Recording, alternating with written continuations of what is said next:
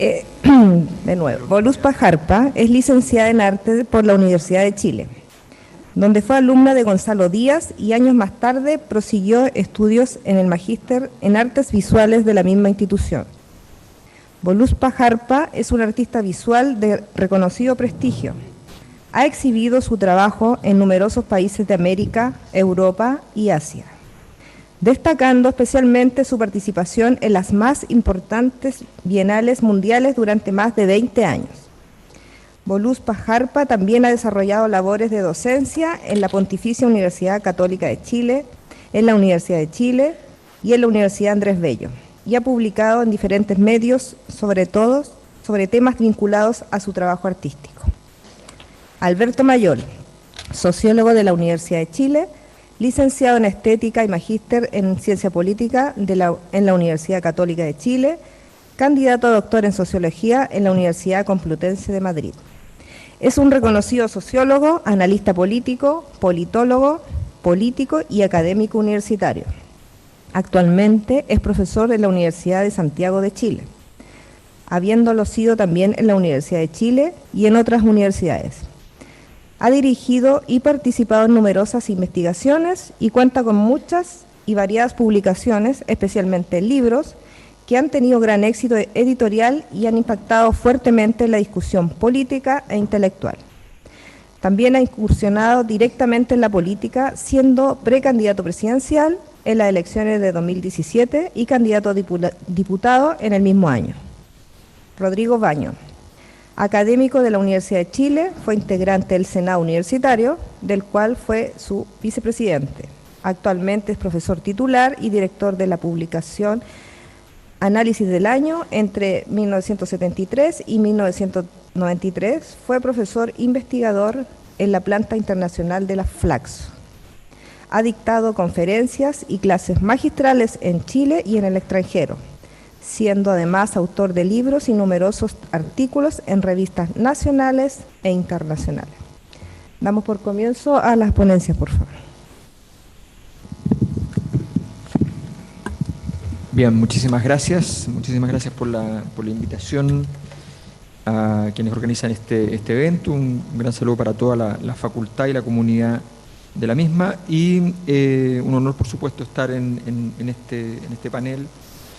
Y quiero contarles entonces cómo abordé la problemática que tiene mucho que ver con la metodología con la que trabajo también el área de cultura dentro de la revista Análisis del Año.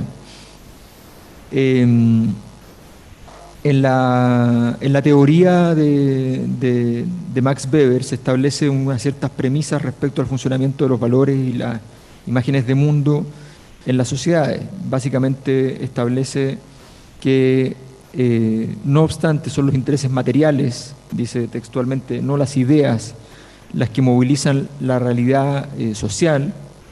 No es menos cierto que el camino por el cual se despliegan esos intereses materiales es un camino que permite una cierta verosimilitud para las personas, y ese camino es un camino cultural. Esa es la lógica con la cual opera Max Weber, y a partir de eso es entonces que surgió el diseño que tenemos para la revista Análisis del Año. Y por eso entonces mi pregunta fundamental es las bases culturales del gobierno de la Unidad Popular. ¿Dónde están esas bases culturales donde esos intereses distintos a los históricos tenían que poder poder operar y funcionar? Vamos viendo entonces. Primero, entender que para los fenómenos sociales y políticos es fundamental la pertinencia de la existencia de la dimensión de la comunicación. Hoy día la comunicación se entiende una cosa muy liviana, así como publicidad, propaganda. La comunicación humana es una de las formas de intercambio que tenemos, una de las formas más importantes, seguro la más frecuente, ¿no?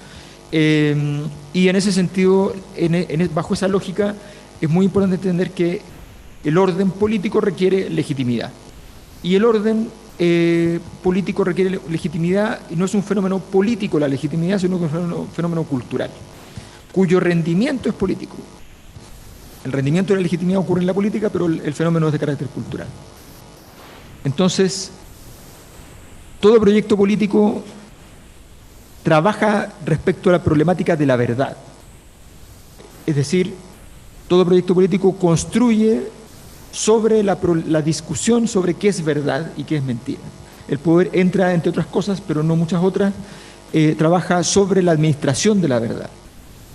Y para eso se requiere construir matrices de sentido, es decir, una verdad no existe si no hay una matriz de sentido. Eso vale incluso para la ciencia. Cuando los epistemólogos posteriores al positivismo, pero no antipositivistas todos, de hecho Karl Popper es un positivista crítico, digamos, él decía, bueno, hay una carga teórica de los hechos, el hecho en sí mismo no existe como tal, hay una carga teórica que puede ser menor o mayor. Después hay otros autores que le imprimen una carga teórica mucho mayor, más interpretativa, y hay un nivel ya que es el posmodernismo, que todo es carga teórica prácticamente. Pero es eso, hay una matriz de sentido que suscribe, que permite, que sostiene una verdad. Bueno, Chile tiene dos matrices culturales en su historia.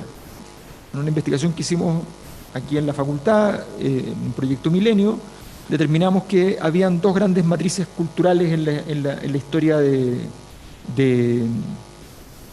Chile, que las detectamos a partir de las entrevistas por todo Chile y que nos mostraban los rasgos, las huellas históricas de esas matrices. La primera matriz era la matriz de lo que denominamos el Chile profundo. El Chile profundo es una matriz cultural que proviene del campo, que proviene del proceso colonial, que se transforma en la oligarquía del siglo XIX, y que se transforma finalmente en una variante de eso a nivel urbano y político, y no solamente social y rural, que va a ser una transformación que se va a dar en aquello que entendemos como la cultura de la oligarquía terrateniente chilena, convertida en política en el siglo XIX a través de instituciones de distinto orden, entre ellas la misma Universidad de Chile y otras instituciones, que va a domesticar esto para efectos de la modernidad. Entonces va a ser un discurso moderno, pero que tiene una base de sustentación, su legitimidad, a partir de este discurso del Chile profundo, que establece básicamente que Chile es un país con grandes oportunidades, un país con muchas posibilidades de prosperar, pero que tiene retrasos culturales que tienen que ser resueltos. En segundo lugar es la matriz del emprendimiento, que se simboliza actualmente a través de esa fotografía de Santiago mostrando el Costanera Center, que es la matriz del emprendimiento, que es la idea del Chile empresarializado. Pasamos del Chile oligárquico al Chile de la burguesía, y eso viene a disputarle poder al Chile profundo, pero con pacto. Como suele ocurrir cuando hay disputa de poder, hay niveles de pacto.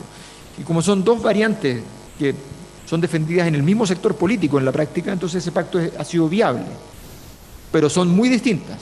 De hecho, esta es corrosiva para el otro, porque esto se trata de hablar mucho de dinero, y en el Chile profundo no se habla mucho de dinero, se habla de moral. La persona que está en el campo se compra una camioneta y dice esto es para los niños, ¿no? Entonces, y no se habla de cuánto va a costar un servicio, ¿no? Todo eso está soterrado. Nosotros lo hacemos igual, porque tenemos esa cultura. La cultura burguesa propiamente tal, lo primero que te preguntan es cuánto ganas, digamos. Hola, ¿cómo te llamas? ¿Cuánto ganas al año? ¿No? Así como cena en Estados Unidos, digamos. Entonces, ¿cuánto ganas? Estas dos culturas implican una cosa muy importante, que no hay en la historia de Chile una cultura política que otorgue bases de legitimidad que tenga de origen la izquierda. La izquierda es básicamente una cultura de resistencias. Resistencias al orden original, resistencias a este nuevo orden, resistencias. Por tanto, tiene la tendencia a no tener una cierta capacidad para construir un discurso de legitimación claro. Estas dos matrices culturales, la del Chile profundo y la del emprendimiento, tienen claridad respecto a cuál es la forma de legitimar la desigualdad. La matriz de la resistencia lo único que dice respecto a la desigualdad es que es injusta. No tiene una matriz cultural.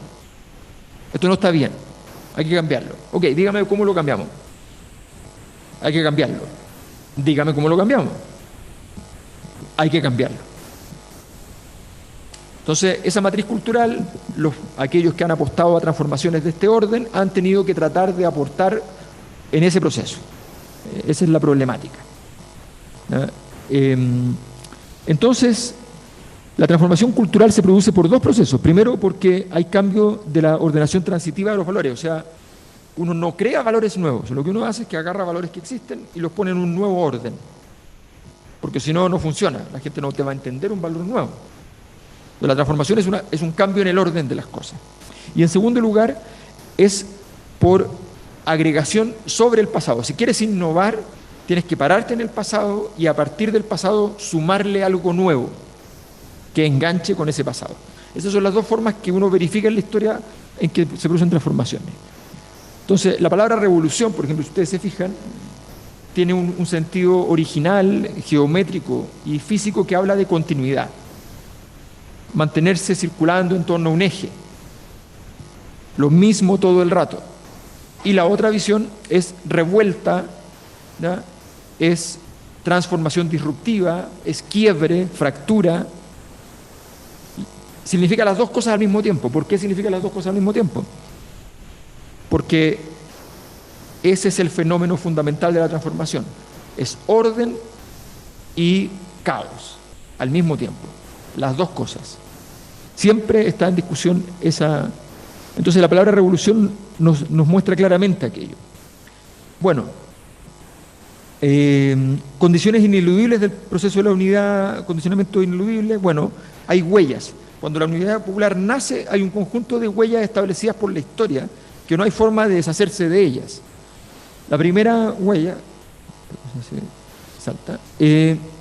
la primera huella va a ser súper simple. Hay dos grandes procesos previos de transformación en la historia de Chile, no había más. Procesos de propuesta transformadora. Por decirlo en nombre, Balmaceda y Aguirre Cerda. Y los dos habían sido derrotas. Bueno, uno era tragedia y el otro era derrota. Era Balmaceda una tragedia y la derrota de Pedro Aguirre Cerda, que había logrado sostener, salvó los muebles, digamos, salvó los muebles, porque el proceso era mucho más grande, pero logró salvar el tema educación. Logró efectivamente cumplir bastante su proyecto educacional y como lo había puesto en el corazón, lo defendió, dijo gobernar es educar y se preocupó de que eso funcionara, pero todo lo demás que iba alrededor solo logró abrir algunas puertas, el tema de Corfo, las regiones, qué sé yo, pero no logró entrar completamente. Pero había todo una matriz nueva que a nivel de la igualdad no se logró. Se planteó el tema de la reforma de la reforma agraria, se plantearon una serie de temas que quedaron pendientes en el tiempo. 20 años se tardó en empezar ese proceso. Se partió, de hecho, medio obligado en un gobierno de derecha. Entonces, las huellas internacionales, esto es bien importante para quienes estamos en la sociología, porque las huellas marcan los puntos de referencia por los cuales tú caminas. Es el habitus en Bourdieu, tiene que ver con el conjunto de disposiciones adquiridas que determinan tu posición bueno, es lo mismo, pero a nivel colectivo. Las huellas internacionales. Primero, la UP tenía que hacerse cargo del marxismo. Segundo, tenía que hacerse cargo de la Unión Soviética, de su historia como Unión Soviética. De China y de Mao, que no eran la misma cosa, porque también estaba el tema de que el maoísmo estaba de bajada en China y venía una China mucho más pragmática, ¿ya? Y el gato y el color del gato, ¿ya? Lo que importa es que coma ratones. Entonces China y Mao y China y Deng Xiaoping.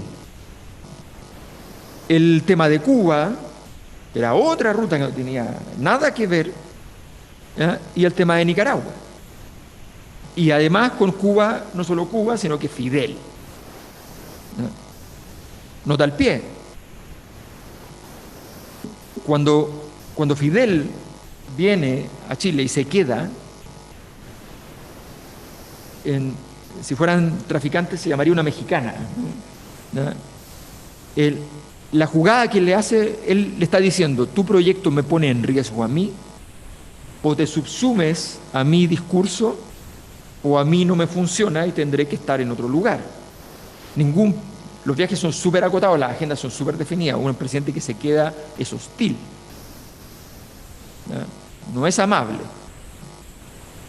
Se le invitó por unos días y se queda. ¿Cómo que eso que se queda? Entonces, es un proceso muy, muy complejo. Bueno, en ese momento Fidel le imprime al gobierno de Allende una dimensión que era la dimensión de las revoluciones latinoamericanas.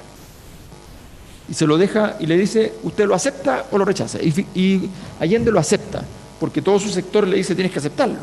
Pero imagínense la complejidad que tenía que administrar con todas estas huellas.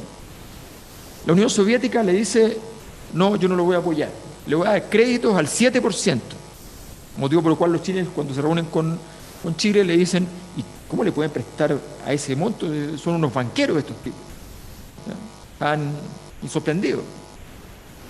A China a nadie le convenía, porque el único socialismo que había llegado por vía democrática electoral era socialismo, entonces a nadie le convenía. No habrá que señalar además que no le convenía a Estados Unidos, por tanto, entonces las huellas políticas, la aporía era evidente, el camino sin salida era evidente.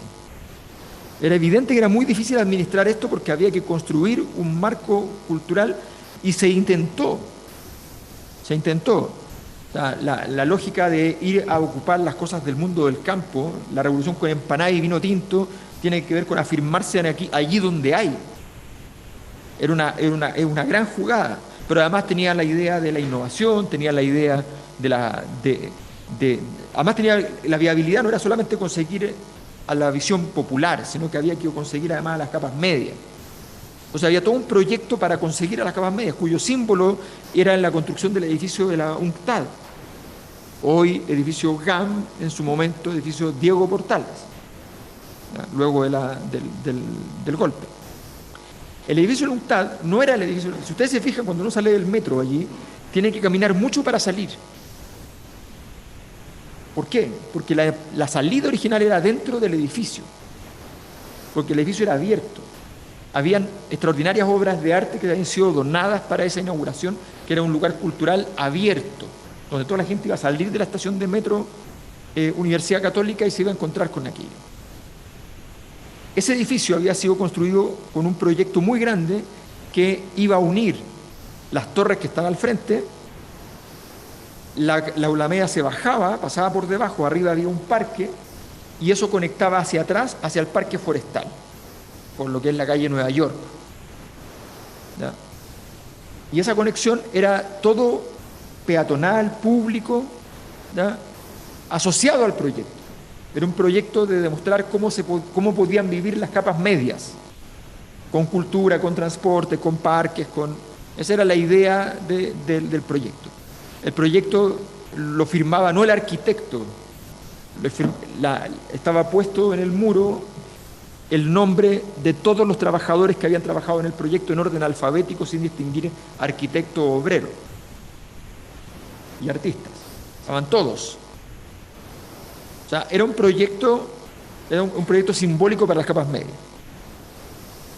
Bueno, todo esto era parte del esfuerzo que se había hecho y el proyecto de informático, digamos, de ocupar el único computador que había en Chile, eso era todo lo que era el proyecto, para poder usarlo para efectos de los proyectos de la producción, en fin, fue todo parte de todo ese mismo. Ahora, si miramos, por ejemplo, la prensa de la discusión justo antes del golpe, uno ve muchas cosas en prensa que son interesantes. Yo creo que aquí me voy a parar para ir mostrando por qué.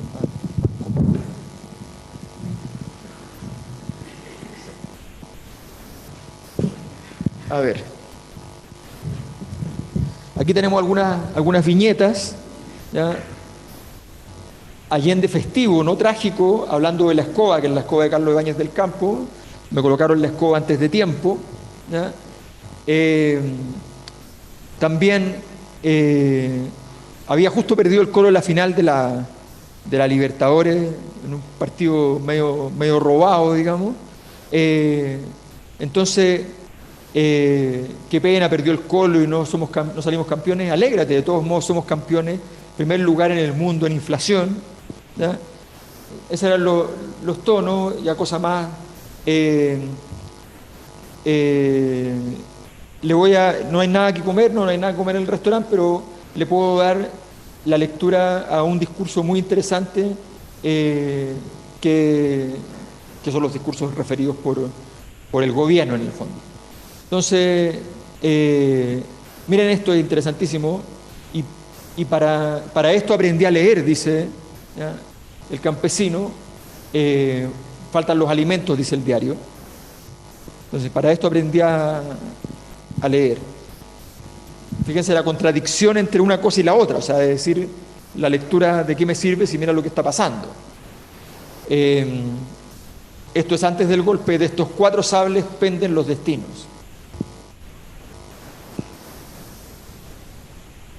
Si vemos algunas portadas, nos vamos a ir dando cuenta de ciertos detalles. Vamos a ver, esto 7 de junio antes del golpe. Fíjense aquí,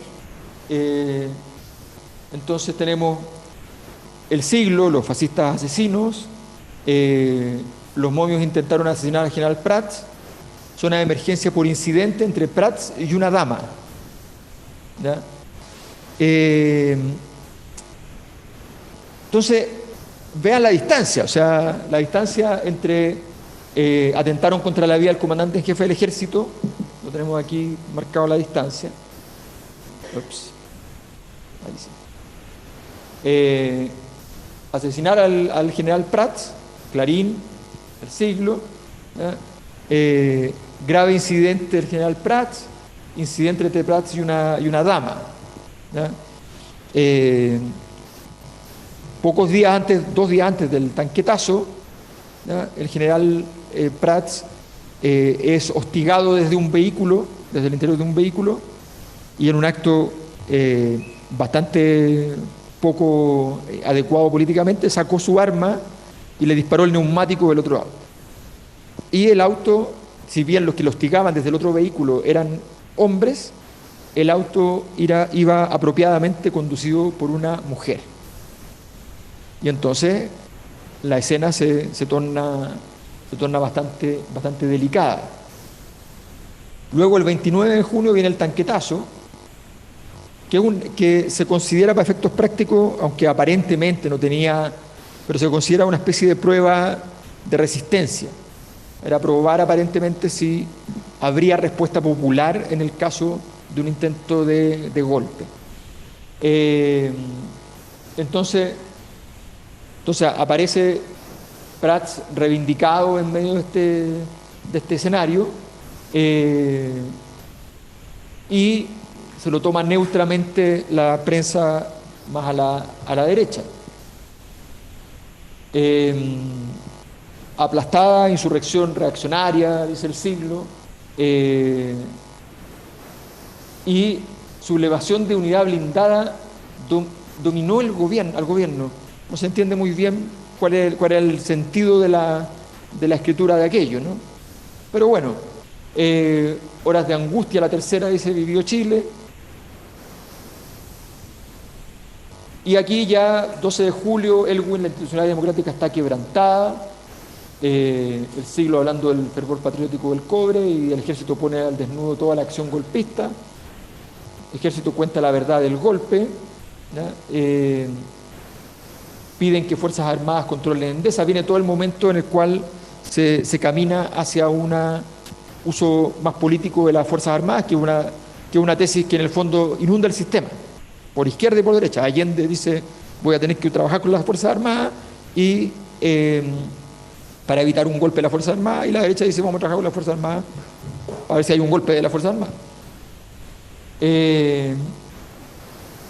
Entonces, si ustedes se fijan, cuando esta es la discusión, hablábamos de la construcción de ese marco cultural que requiere los procesos de legitimación, de transformaciones. Cuando la discusión, que es un poco la discusión del estallido, ¿no? Cuando la discusión es sobre violencia, no puede forjarse nada. O sea, si el clivaje de la historia transicional de Chile fue el golpe, el clivaje de los últimos años ha sido el estallido, y el clivaje anterior es toda esta discusión, ¿ya?, llamando al diálogo, pero sin capacidad de construir una base de sustentación cultural, simbólica, valorativa para eso, se hace muy difícil. Listo el gabinete, vuelven las Fuerzas Armadas. Entonces, gabinete de apariencia, se señala, gabinetes con jefes de las Fuerzas Armadas, dice el Mercurio, o sea, entran al gabinete los militares. A nivel de la literatura, es interesante porque la literatura fue de las artes menos vinculadas al proceso. ¿Por qué es importante? Porque normalmente la literatura es la que ofrece una narrativa. Entonces, en general, si uno ve una narrativa muy clara en la literatura, ayuda mucho a que se entienda para dónde va el proceso. Para la crítica literaria, dice Ayala Munita, la literatura chilena durante la Unidad Popular es espectral. Hay autores singulares que pasaron por la UP y que esa experiencia les dejó huella en sus obras y su escritura, pero se podría decir que el proyecto político de la UP no produjo una narrativa, poesía o ensayo propios de ella, ni que provenga de ella como proyecto cultural. Las obras más importantes de la época aparecieron en el año 73, cuando ya la crisis económica y política saturaba el espacio para que proyectos literarios tomaran relevancia. Además, estas narrativas se editaron fuera de Chile, en búsqueda de editoriales con mayor prestigio, volumen y proyección internacional. Se aspiraba a publicar en Buenos Aires, México, Barcelona.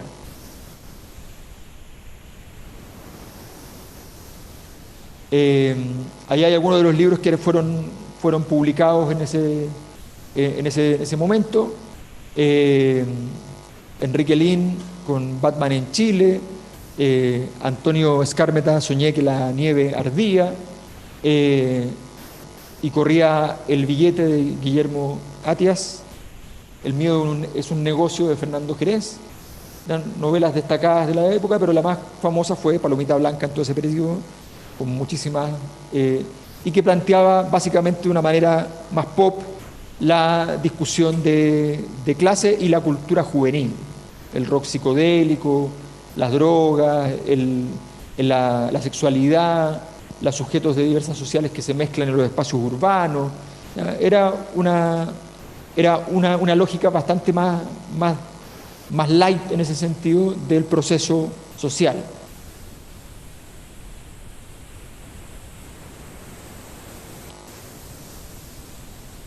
Finalmente, las publicaciones durante la OPESI es un tema bien interesante porque ahí aumenta fundamentalmente por el tema de Quimantú, digamos, enormemente el volumen de publicaciones. Pablo Neruda, el 73, publica Incitación al Nixonicidio y alabanza a la Revolución Chilena en Quimantú.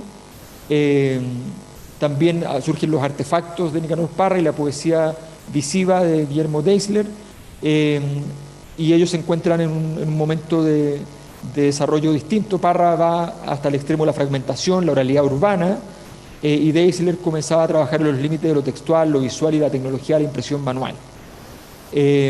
También está el Cómo leer al Pato Donald, por Ariel Dorfman, con Matelar, por ser una interpretación de denuncia más marxista y descolonizadora de la industria cultural norteamericana. Esos son los elementos que uno podría señalar como los más destacados en ese sentido. Quimantú va a ser un gran éxito en todo caso, con más de 12 millones de libros, más que nunca en la historia nacional, con una gran cantidad de ventas de libros a un precio bastante asequible.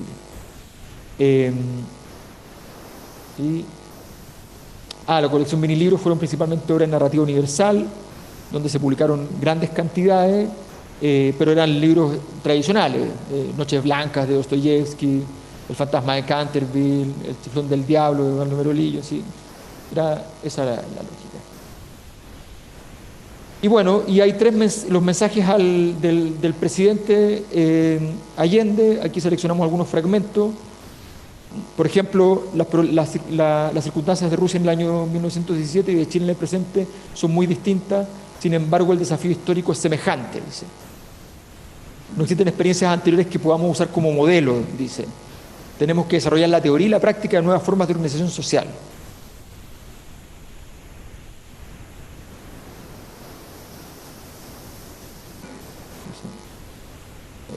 Nuestro camino es instaurar las libertades sociales mediante el ejercicio de las libertades políticas, lo que requiere como base establecer la igualdad económica. Esta frase es altamente compleja en términos de todos los teóricamente, o sea, las libertades sociales mediante el ejercicio desde la política, crear la libertad social es muy complicado, y lo que requiere como base establecer la igualdad económica, ya, por supuesto, pero en ese momento vas a tener bastante resistencia, como así fue. Chile ha iniciado la recuperación definitiva de nuestra principal riqueza básica, el cobre, y entonces viene la socialización de los medios de producción.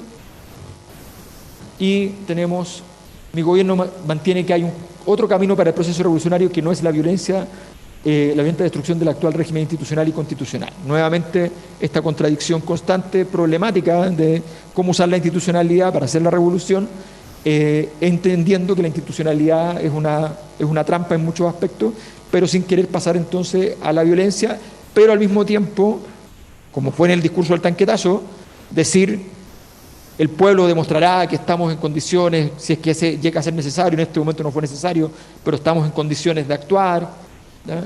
Los militares, que ese es su negocio, saben, dijeron, no están en condiciones de actuar porque ya no actuaron, habrían tenido que actuar inmediatamente porque nadie puede decir, esto será verdad o no es verdad, no se evalúa así. Las transformaciones estructurales que hemos introducido en la economía del país, junto con reactivarla, han provocado algunos desequilibrios que en parte son consecuencia del sistema anémico y deformado que hemos recibido por herencia y también producto de la intensidad con que se han desarrollado algunos aspectos de la política económica durante el 71. El enfrentamiento diario entre conservación y revolución, del que somos protagonistas, ha acumulado una densa carga de violencia social que hasta el momento ha sido posible contener dentro de límites razonables o sofocar cuando se ha desbordado. Pero para que esto culmine satisfactoriamente se necesita un régimen institucional flexible. Otra complejidad, tener un régimen institucional. La reacción advierte nítidamente su fracaso político. Busca provocar el desorden económico. Sabe que una crisis económica generaría una crisis política, creando condiciones para el fascismo adquiera dimensiones de masas. Como presidente, impondré el orden económico y el orden político.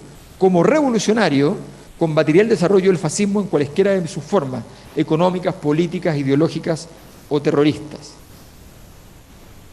Parecía bastante entonces complejo, la OP dejó una huella histórica, impulsó numerosas políticas que subsisten y han tenido relevancia, instauró el bosquejo de la posibilidad de usar la institucionalidad burguesa para la transformación socialista, pero no pudo construir un marco de valores articulados y a una imagen de mundo y a un modelo de sociedad. Y ello marca culturalmente una transformación que fracasa. Fue una historia particular, superior de la resistencia, pero no tuvo la capacidad entonces de construir una nueva hegemonía en sentido estricto. Y ese es un elemento que siempre hay que tener en cuenta cuando se analice las oportunidades, los problemas que tuvo y los desafíos que no se lograron completar. Bien, muchas gracias.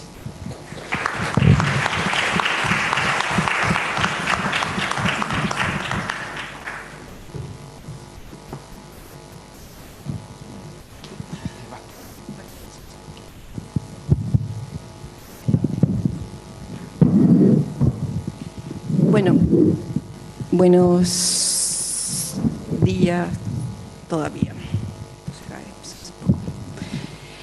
Bueno, muchas gracias por esta invitación, Alberto. Siempre es un gusto escucharte y yo lo que les voy a mostrar hoy día es algo a lo que me dediqué por mucho tiempo, desde el año 98 hasta el año 2017, en realidad 18, a investigar archivos de inteligencia norteamericana desclasificados.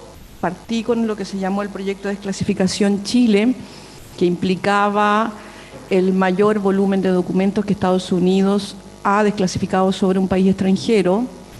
Eso empezó su proceso el año 98, 99, 2000.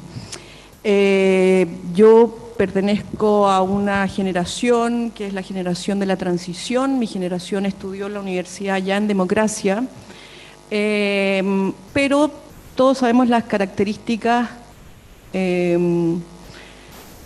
de amarre que tuvo la transición con respecto a muchas cosas, pero lo que más me interesaba a mí era algo a lo que estaba haciendo alusión Alberto, que tiene que ver con la construcción de sentido a través de la verdad, ¿no? Yo creo que la transición manipuló y contuvo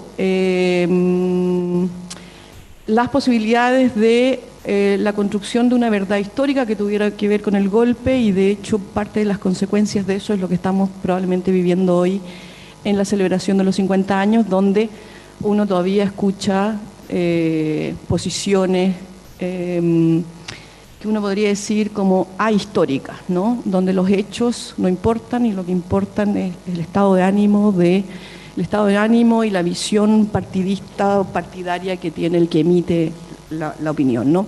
Y eso es un fracaso muy grande desde el punto de vista de la construcción de una narrativa histórica basada en lo que Hannah Arendt llamaba la verdad, que es la verdad de los hechos. ¿Qué pasó? ¿No? Entonces, voy para acá. No, espérate, un segundo.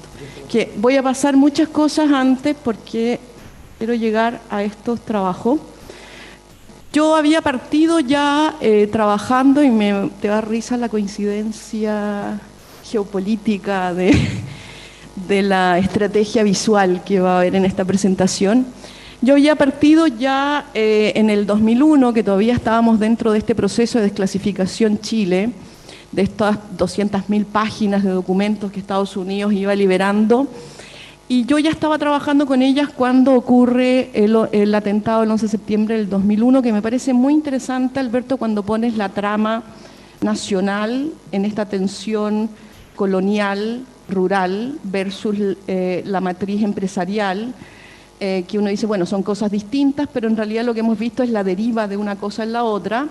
Pero cuando vemos que esta trama está contenida dentro de una trama geopolítica mundial, tal vez con los hechos del 11 de septiembre del 2001 de Estados Unidos, yo hago este trabajo diciendo, bueno, ahora sí que se borró el 11 de septiembre del 73, digamos, o sea, como este es mucho más espectacular y está emitido mundialmente, ahora sí, y tomo las portadas de diarios chilenos que deberían rememorar el 11 de septiembre del 73, estamos en el 2001, y están dando la noticia del 11 de septiembre del 2001, ¿no? Entonces, pero voy a avanzar un poco, no me voy a detener mucho, pero solo quiero mostrarles el tipo de material de trabajo, ¿no?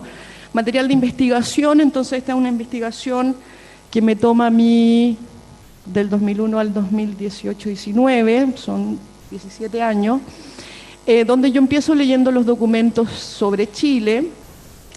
Leyendo es una condición figurativa aquí, porque como ven, muchos de estos documentos están borrados y tachados. La condición de borradura es algo que vamos a pensar hoy día, que me parece muy interesante a mí, y es la razón por la que yo lo llevo al territorio de la imagen, ¿no? ¿Qué hace uno cuando ve un documento borrado, ¿no? Entonces hay historiadores, con los que siempre me toca pelear un poco, que dicen, no, bueno, el documento que está borrado no tiene ninguna importancia. Y yo digo, sí, simbólicamente es más importante incluso que lo que ese documento puede decir. Entonces, en esa pugna entre tachadura y texto, entre información y la imagen de el poder borrar la historia, o los hechos, ¿no? Los hechos que podrían devenir en la escritura de la historia, me parece que en esa pugna está concentrado gran parte de la imagen de la historia reciente de Chile. De hecho, cuando se produce la desclasificación de documentos, ustedes saben que el contexto histórico es que Pinochet está preso en Londres, la comunidad internacional presiona a Estados Unidos en esta cosa no dicha de que Estados Unidos tiene mucho que ver con el golpe y por lo tanto desclasifique documentos para que Pinochet pueda irse preso. Y hay una presión de la comunidad internacional que es efectiva, y Bill Clinton, que está en ese momento en el gobierno, dice, perfecto, sí, es verdad, 98. Los chilenos tienen derecho a saber su historia. Entonces vamos a hacer este proyecto de desclasificación Chile, en el 98. Entonces a mí me parecía que, se pasa rápido esto, ¿no? A mí me parecía que esos documentos interpelaban, nos interpelaban a los chilenos, interpelaban particularmente a su casta intelectual, de una manera que yo pensé que esto iba a producir un gran revuelo y todos íbamos a querer leer esto y todos íbamos a querer discutirlo y todos íbamos a estar de acuerdo o no con estos documentos, y se iba a producir eso que nos había producido durante la transición, que era discutir la verdad de los hechos, ¿no? Bueno, eso no pasó. Yo estuve 10 años dándole vuelta a esto, hice varias obras bastante fallidas que las olvidé, porque básicamente, y es interesante en términos de lenguaje, hablando en términos simbólicos y hablando de lo que estabas hablando de qué significa la cultura y cómo en la cultura se elaboran lenguajes a partir de las dificultades o las características históricas de las realidades sociales. Yo no tenía herramientas conceptuales, por lo tanto artísticas, para poder elaborar, para poder abordar este material.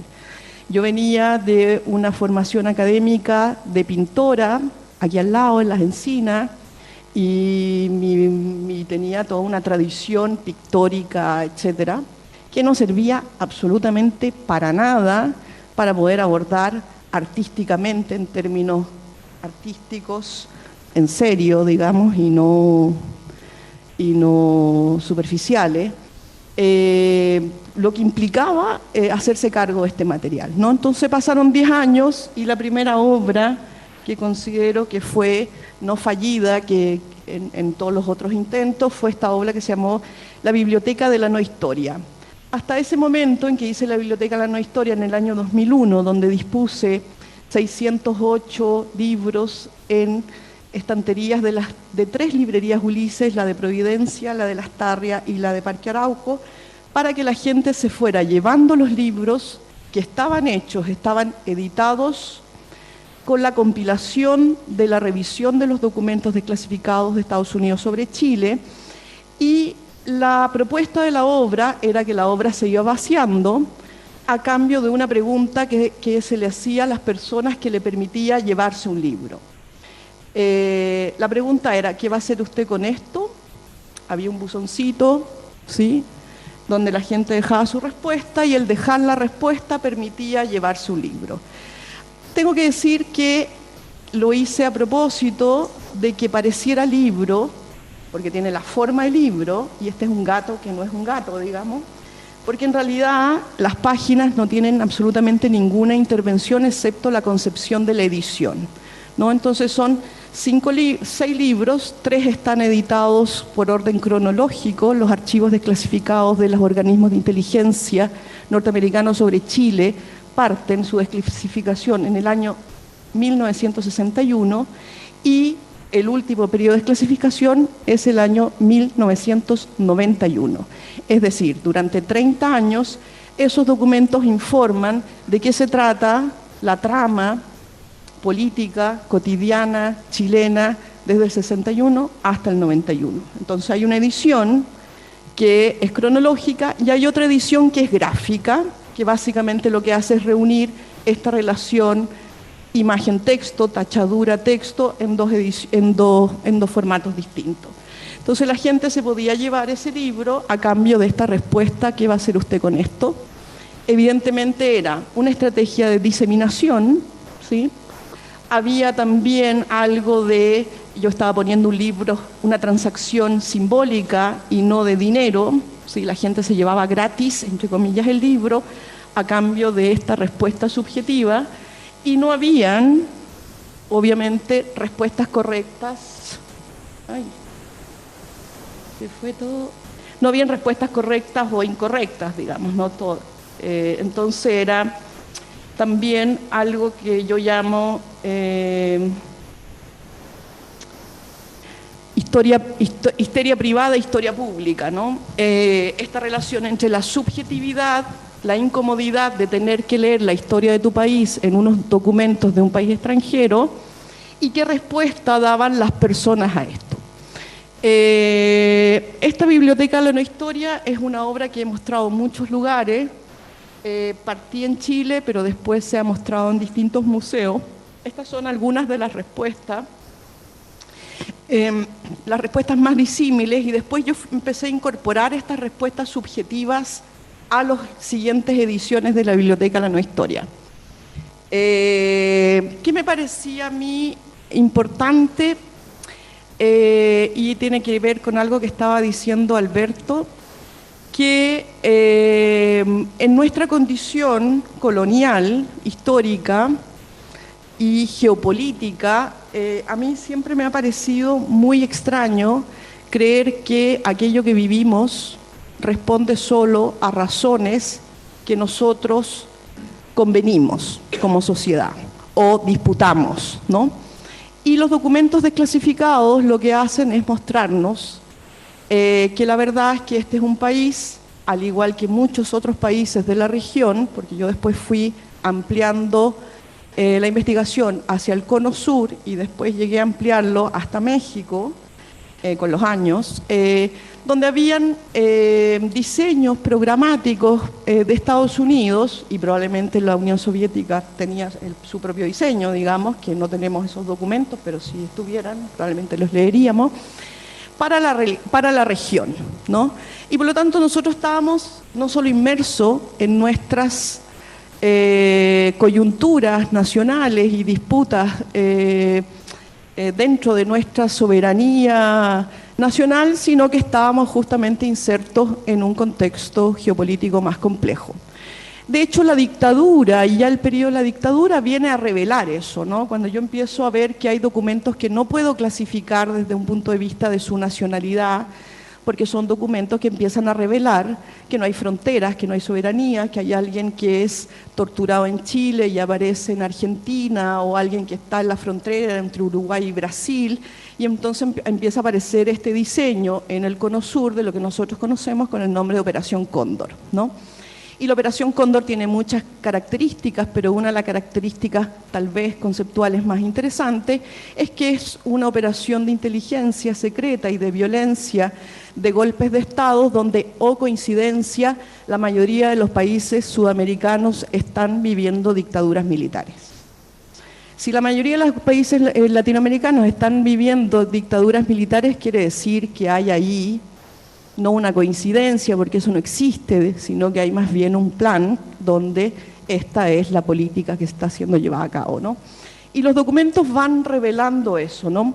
A mí como artista trabajo con estos materiales y se genera mucha resistencia de parte del público, entre que hay una desidia, una rabia, una negación. Se producen muchos mecanismos emocionales y psicológicos que increíblemente chocan con el chauvinismo y un patriotismo aprendido escolarmente, donde uno no puede asumir, y le cuesta mucho asumir, que parte de las desgracias y los dolores que está viviendo por décadas, involucrando generaciones, en alguna medida importante, no han sido ni siquiera decididos por las autoridades o por los grupos en pugna de poder.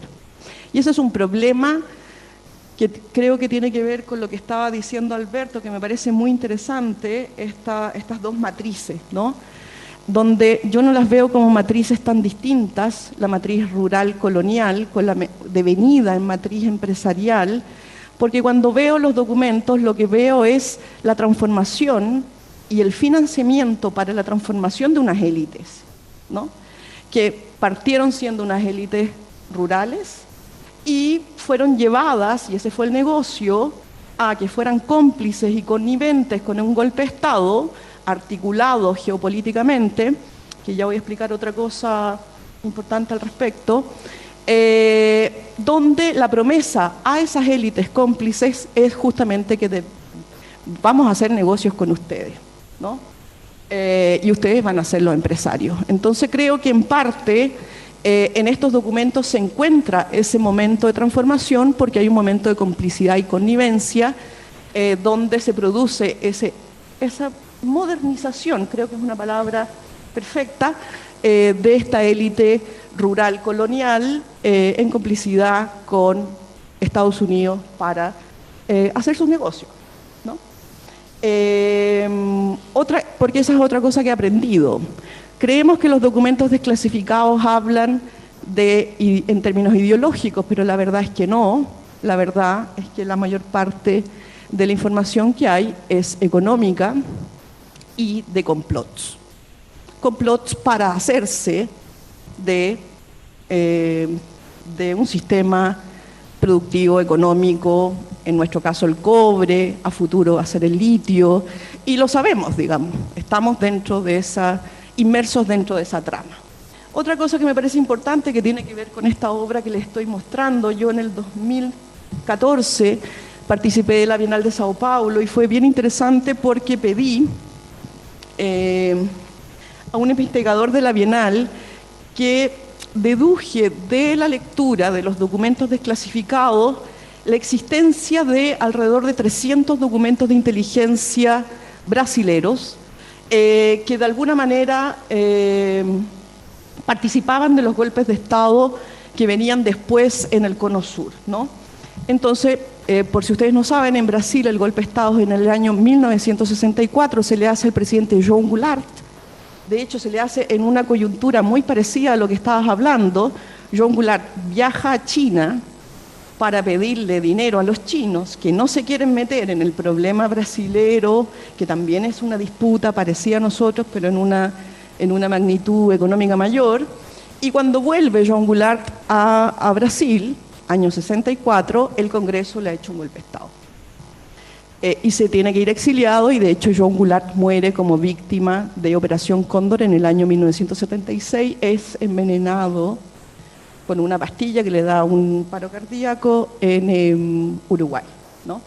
Entonces, desde el año 1964, la CIA está operando en Brasil para ir desestabilizando los gobiernos de la región del Cono Sur, ¿no? Aliada de los militares brasileños. Lo que fue interesante para mí en este proceso de esta obra... No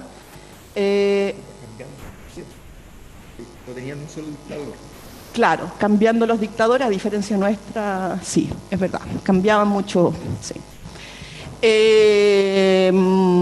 Pero lo que fue interesante de encontrar es que encontré muchos documentos de militares brasileros dirigidos a militares chilenos ya en el año 64-65, donde los militares chilenos pedían, por ejemplo, me acuerdo claramente militares chilenos pidiéndole, entre generales, ¿no? Pidiendo dinero al generalato brasilero que estaba en el poder, y el generalato brasilero diciendo: tenemos que consultar primero a Estados Unidos y después les vamos a dar la respuesta si le podemos prestar $1 millón, ¿no? O toda la transformación, que también es importante, la transformación de las armas y armamentos, porque Brasil tiene una industria bélica que es importante, industria bélica que también estuvo presente durante el estallido social, vendiendo grandes cantidades de ¿cómo se llaman? De tanto balines como sí, suministros para que se usaron durante el estallido social, fueron vendidos por empresas brasileras, una empresa que se llama Cóndor, que es súper bonita el nombre de la empresa. Entonces hay documentos brasileros que se puede acceder donde uno ve esta relación anterior, ¿no? De los documentos chilenos con aquello que va a suceder en Chile. Si podemos cambiar de presentación, porque me estás diciendo la hora, pero todavía me queda. Me faltan 10 minutos.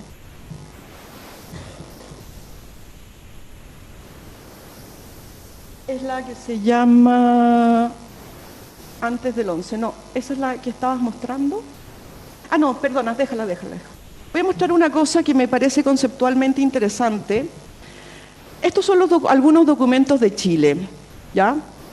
Podemos ver que hay documentos que están borrados completamente. Las tachas no son estables, las tachas van cambiando. Por ejemplo, los documentos que hablaban de Agustín Edwards estaban todos tachados y sin embargo, post-morte, Agustín Edwards, eso hay algunos documentos que sí se pueden leer. Hay muchos documentos que no fueron desclasificados y hay muchos documentos desclasificados de esta manera. Ya no me funciona el control, pero déjalo ahí porque quiero mostrar solamente una cosa en esa presentación, pero no me funciona el control. Ahí. Entonces pueden ver como las condiciones de tachadura de muchos de estos documentos. Hoy día ya Estados Unidos no desclasifica así, porque ya se dio cuenta que simbólicamente no es muy bonito andar desclasificando esto. Pásalo nomás. Y lo que quiero mostrar es que también esta relación entre secreto, porque me parece interesante, Alberto, con respecto a lo que hablaste, oponer la idea de secreto. Por ejemplo, aquí tenemos, vuélvelo uno atrás, si puedes. Por ejemplo, aquí tenemos un fragmento de un documento que está hablando el año 48 de cómo se va a desestabilizar y cómo participó Estados Unidos en la muerte de Gaitán de Colombia cuando fue el Bogotazo, ¿no? Entonces, la verdad es que yo me fui dando cuenta de que, y es una obra que tengo ahí que se llama En nuestra pequeña región de por acá, me fui dando cuenta que en realidad no hay un Allende en América Latina, sino que hay muchos Allendes, ¿no? Y esta es una trama muy anterior al 73 y uno la puede ver replicada en otros países de manera anterior. Pásalo nomás. Y acá, por ejemplo, hay ejemplos, ¿no? Colombia, Guatemala en el año 51, con el golpe a Arbenz, Venezuela, anda pasándolo. Brasil en el año 64. Brasil estaban dispuestos a ir a una guerra civil porque el ejército estaba dividido, ¿sí? Y de hecho llegan dos, este es un documento que habla que llegan dos submarinos norteamericanos al norte de Brasil para apoyar a los militares golpistas brasileños del año 64 si es que el ejército brasilero se divide y se transforma en una guerra civil.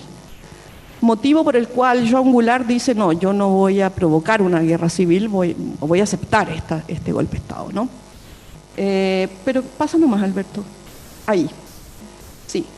Que me parece interesante tal vez al escucharte oponer la idea de la relación entre el sentido y la verdad, la necesidad de verdad, para la construcción de sentido histórico, lo que estabas hablando antes, cuando nos damos cuenta que gran parte de nuestra historia está mantenida en una condición de secreto, que aquí está, cuando ustedes ven eso, B1, B2, B3, B4, cada vez que hay una tacha, que es lo que permite que un documento sea desclasificado, ¿sí? Porque los documentos están clasificados como secretos. Hay muchos tipos de secreto. No hay un secreto, hay muchos tipos de secreto, ¿ya? Cada uno de esos secretos tiene motivos distintos. Para que se pueda desclasificar, se tacha. Y eso permite la desclasificación de esa condición de secreto.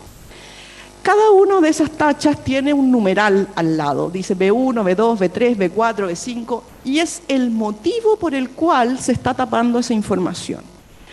Y entre los motivos hay que las operaciones que ahí están mencionadas todavía están presentes, es decir, todavía están activas, que los agentes informantes y personas que participan de esto, tanto externos como en los países, todavía están vigentes, por lo tanto no se puede revelar su información, o que la información revela también intereses norteamericanos de los que todavía no se puede informar.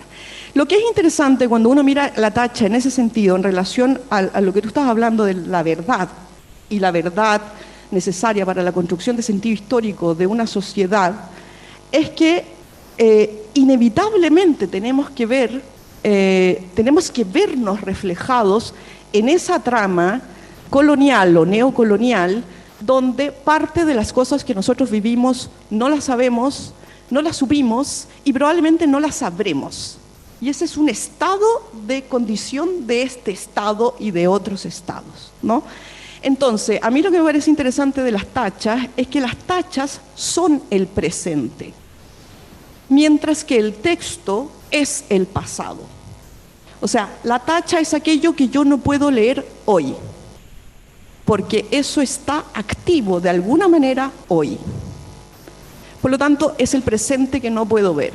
Mientras aquello que fue transformado en texto es aquello que ya puedo acceder porque ya pasó, ¿no? Pero ese caos de la verdad y la historia que está implícita en ese documento, en parte revela algunos de nuestros problemas, ¿no? ¿Pueden pasar a la otra presentación, por favor? Sí, voy a saltarme esto porque si no, no voy a alcanzar porque quiero... ¿Cuál es la otra? La otra se llama Antes del 11.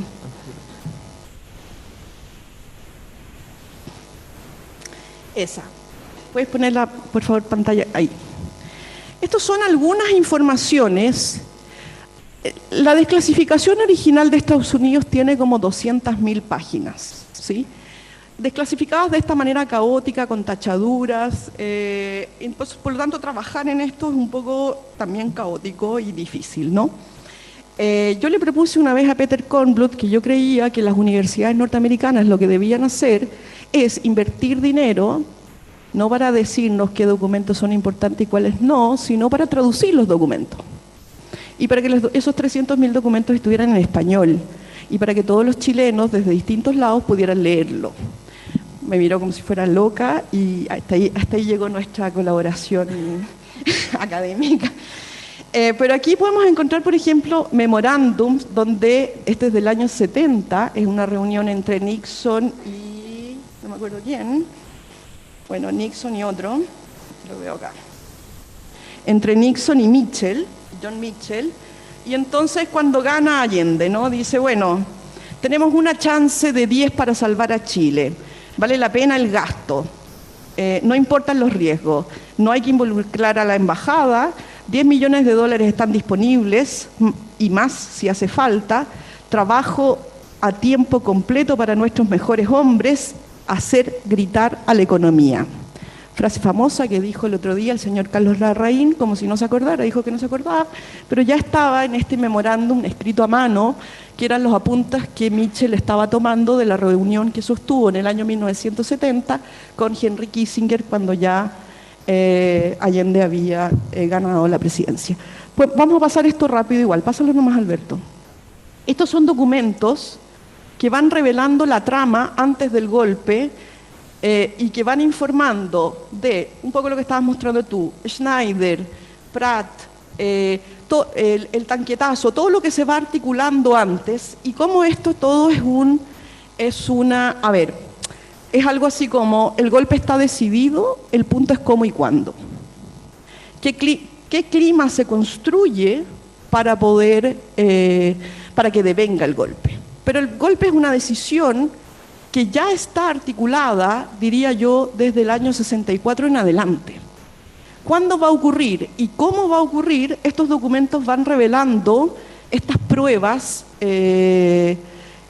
y todo lo que se va haciendo para que llegue el momento del 11 de septiembre, que finalmente es el hito que nosotros decimos, bueno, este es el golpe de Estado. Mi postulado es que, mirando estos documentos, el golpe de Estado está ocurriendo mucho antes del 11 de septiembre, ¿no? Incluso está ocurriendo durante el gobierno de Frei. Hay muchos documentos que revelan la tensión de la relación entre los organismos de inteligencia de Estados Unidos con el propio Frei, ¿no? Donde primero lo apoyan, le pasan mucho dinero para que se articule la ADC, pero después le quitan completamente el apoyo y ahora tenemos un magnicidio que no es magnicidio, que ahí estamos, ¿no? Hay que decir que en los manuales de inteligencia se revela algo que es muy interesante en términos de comunicación y lo que tú estabas hablando. Es considerado que una operación de inteligencia es exitosa cuando no se puede establecer qué pasó. Esa es una operación de inteligencia exitosa, cuando yo no puedo reconstruir la narrativa. Entonces Chile, al parecer, tiene varias operaciones de inteligencia exitosas, ¿no? O sea, las operaciones de inteligencia están hechas para que yo no pueda saber cómo pasó aquello que sospecho que pasó y para que nunca pueda probarlo. Eso es una operación de inteligencia. Y lo que están revelando estos documentos, pásalo nomás, Alberto, porque quiero terminar. Estos son fragmentos que van contando los años previos y los días previos al golpe y cómo se está articulando, ¿no? Y son pedazos que nos van contando de, bueno, cómo vamos a afectar a Pratt, cómo vamos a afectar a los militares que no son golpistas, toda la trama por debajo, ¿no? Y quería ponerlo, para terminar, para no demorarme mucho más, con algo que me pareció interesante, déjalo ahí. Yo dije, bueno, ¿por qué ocurre el golpe el 11 de septiembre y no después, o no antes? No antes creo que se puede entender, porque creo que ahí aplica lo que tú estabas hablando de la resistencia, ¿no? Es un gobierno que se sabe atacado y que de alguna manera tiene ciertas políticas exitosas para resistir. Pero ¿por qué el 11 de septiembre? ¿Por qué no el 20 de septiembre o el 4 de octubre? Sucede que la semana anterior al golpe de Estado, Henry Kissinger y Nixon tienen un grave problema interno. Se ha descubierto el escándalo de Watergate, que todavía no está siendo llamado Watergate, ¿sí? Y el 4 de septiembre son llamados, el presidente Nixon es llamado a declarar a la Cámara para preguntarle por el escándalo de Watergate, ¿sí? Escándalo de Watergate que está muy vinculado con Chile, porque los que ponen los micrófonos para escuchar a los demócratas son los mismos que entraron, las mismas personas, los mismos agentes que entraron a la Embajada de Chile en un caso que se llama el caso de los plomeros, en el año 70. ¿Sí? Son exactamente los mismos agentes. Entonces, cuando uno... porque hacen la misma pega, exacto, pero es entendido, y acá aparece, son fragmentos, es entendido que la entrada, el espionaje a la Embajada de Chile un año antes es una especie de ensayo, o 2 años antes, es una especie de ensayo para hacer eso con los demócratas, ¿no? Pero en el momento en que viene el golpe, Nixon y Kissinger están entendiendo que se les viene Watergate encima, ¿ya? Y el golpe es también, en términos de política interna norteamericana, una campaña comunicacional para mostrar lo exitoso que está haciendo el gobierno de Nixon. Y por eso el golpe es en esa semana del 11 y probablemente no antes y no después, porque en términos de política interna está disputando el lugar de la noticia en el escándalo de Watergate que se está articulando con que hay que mostrar que somos eficientes y que esta política de espionaje sirve para algo, digamos, ¿no? Y bueno, sirve para sacar al presidente marxista de ese país que está allá lejos, que no sabemos dónde está. ¿Puedes pasarlo, Alberto, por favor? Y con esto termino. Estos son fragmentos que relacionan justamente el caso de los plomeros, ¿no? Espías que entraron a la Embajada de Chile un año antes, 1 año y medio antes, y que después hacen Watergate. Y cuando uno revisa las portadas de diarios norteamericanas del día 12 de septiembre, uno ve que la noticia de Watergate apenas aparece y la noticia que se toma las portadas es de este éxito, que es haber logrado derrocar al presidente de Chile, al presidente marxista de Chile. Si quieres lo pasas nomás. Entonces, si uno analiza las tapas de diario, las portadas de diario, los días anteriores están hablando de Watergate y los días del golpe están hablando de este exitoso golpe de Estado para sacar a este marxista que es Allende. Y con esto termino porque también, así como una operación de inteligencia es exitosa cuando yo no puedo saber realmente ni puedo probar lo que pasó, también se puede decir que una operación de inteligencia siempre termina en la prensa. La prensa es el último lugar donde se cierra la operación de inteligencia, que básicamente es esa situación de nunca poder saber realmente qué pasó. Eso sí.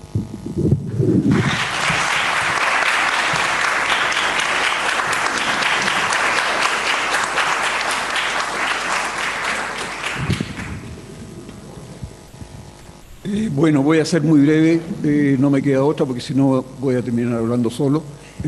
Claramente se alargó un poco, lo cual me parece que está bien, digamos, por las exposiciones han sido buenas, interesantes. Y como suele ocurrir, digamos, tengo que presentar 2 fracasos. El primer fracaso es que cuando me pidieron que hiciera algo, un seminario para los 50 años, yo dije, está bien, pero yo no voy a hacer un seminario para los 50 años del golpe porque el golpe no me gusta. Pero realmente, después de hacer su presentación, digamos, de todo el trabajo artístico que ha hecho, terminamos finalmente hablando del golpe, pues justamente antes del golpe todo, ahí fracasé. Y el otro fracaso es que cerró Doña Cata.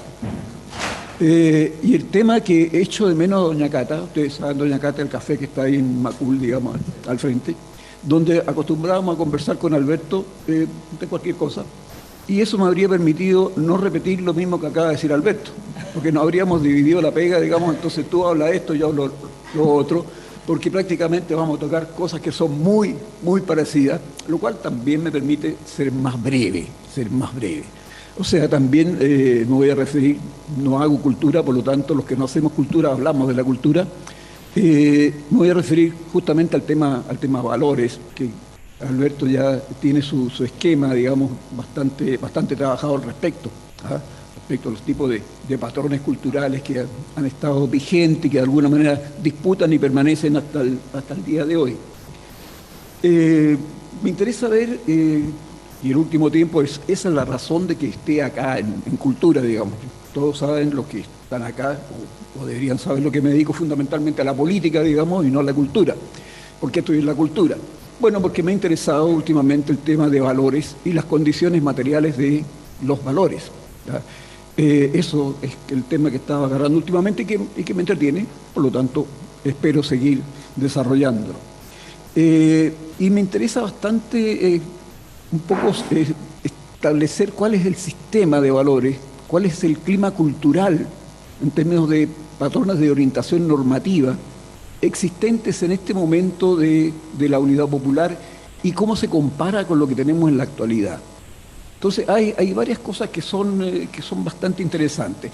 En cuanto al clima internacional, eso ya se ha hablado, yo creo que todos más o menos saben, estamos en tiempos de una guerra fría bastante caliente en América Latina, digamos, la cosa está fuerte, está presente en la discusión cotidiana, digamos, está presente en las noticias, hay guerrillas en distintas partes, movilizaciones populares, etcétera, etcétera. Estados Unidos está desarrollando su plan A y su plan B, digamos, Alianza para el Progreso, plan A, preparación contra insurgente, plan B, digamos. Finalmente terminó con el plan B, digamos, le resultó más apropiado para desarrollar el enfrentamiento. Eso está viendo, eso se vive en ese momento.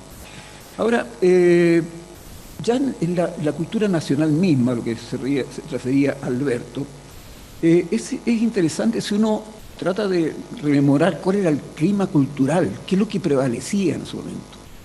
Yo diría que a mediados del siglo pasado, digamos, en lo que había una fuerte presencia de una visión de positivismo científico. O sea, nadie discutía, digamos, respecto de que lo que se probaba científicamente estaba probado científicamente y no había nada que hacer. Eso estaba claro. Y eso correspondía a una cierta perspectiva de orden muy, muy establecido, muy fuerte. Hay un principio de autoridad, claro, autoridad del carabinero. El carabinero era una autoridad.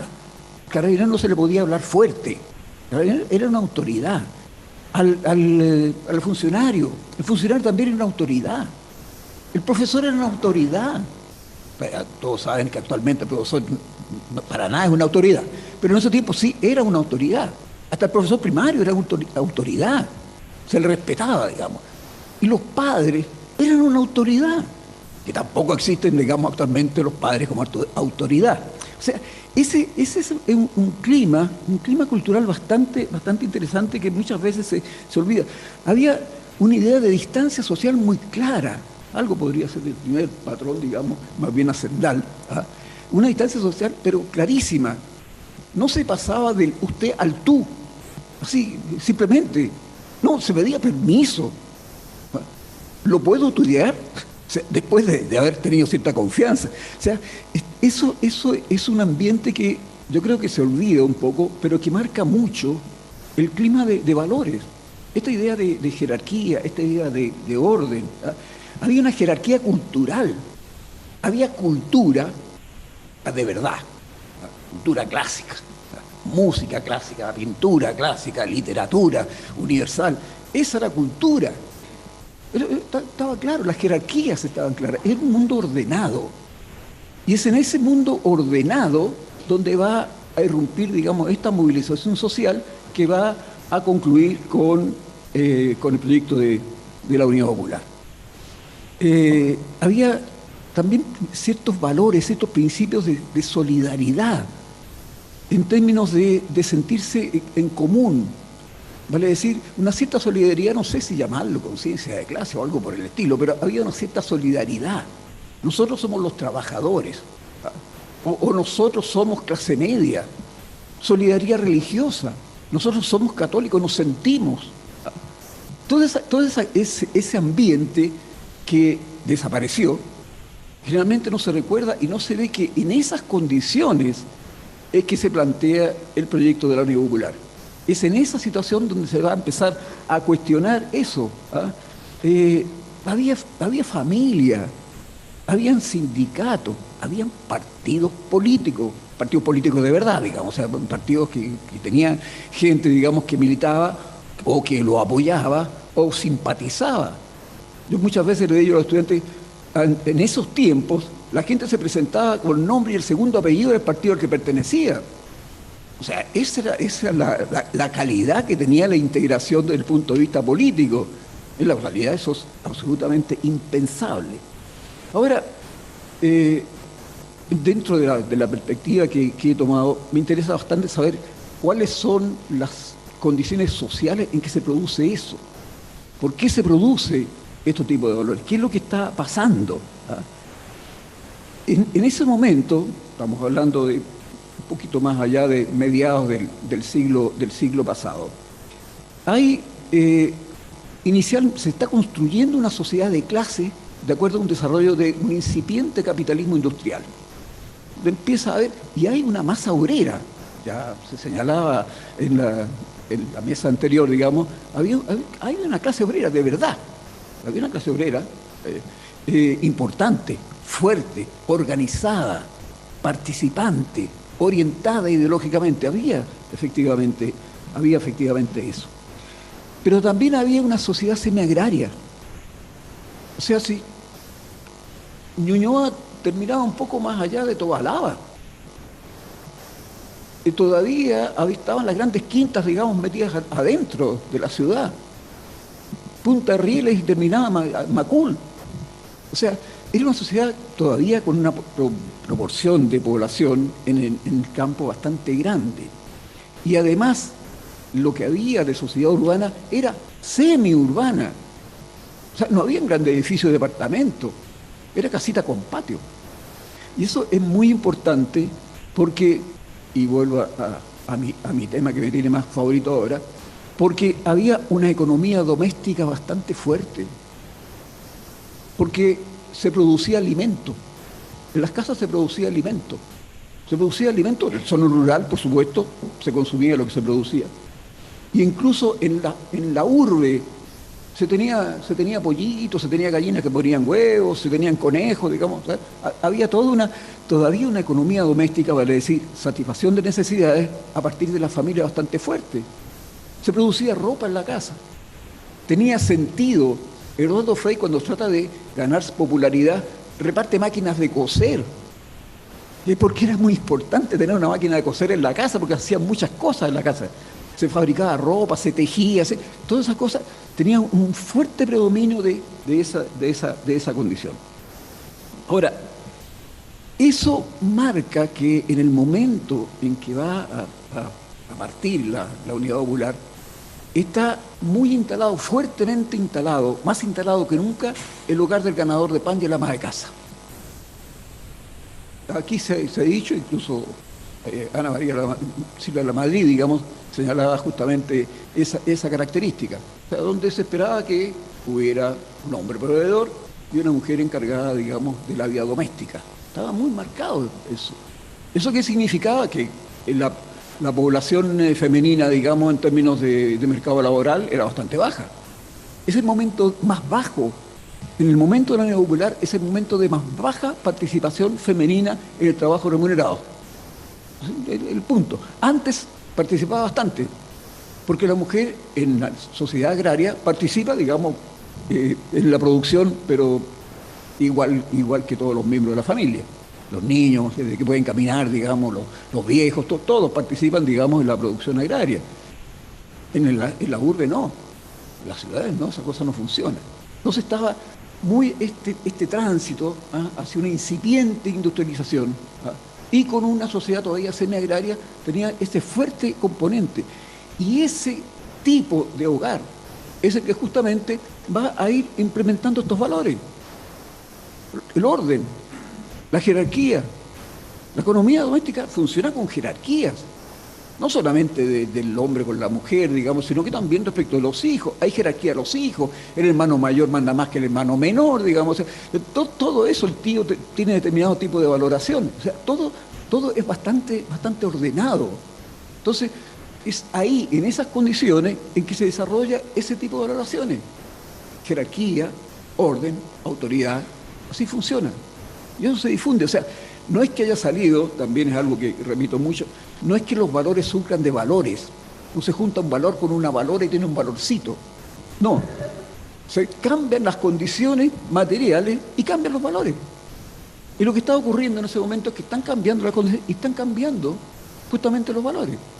Y nos vamos a encontrar, digamos, poco a poco en un cambio. Y en términos de la política, ahí también hay una disputa de valores que va cambiando. Del orden jerárquico, ordenado, la jerarquía de la cultura, señalaba antes, que era muy importante.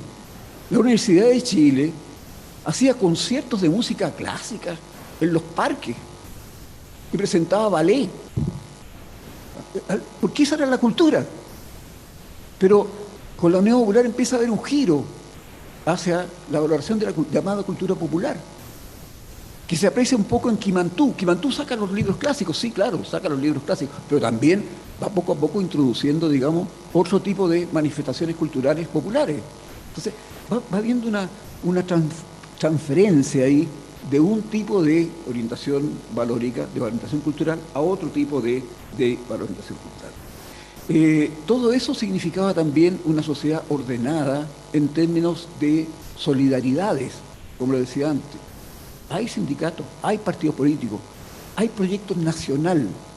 Lo nacional en ese momento tiene mucha importancia. Tiene sentido hacer proyectos nacional cuando se cree en la nación. Cuando no se creen en la nación, se tienen proyectos individuales. ¿Qué es lo que ocurre en la actualidad? O sea, claramente hay una pérdida de este principio de nacionalidad y todo el mundo habla de sus proyectos individuales. Este es mi proyecto de vida.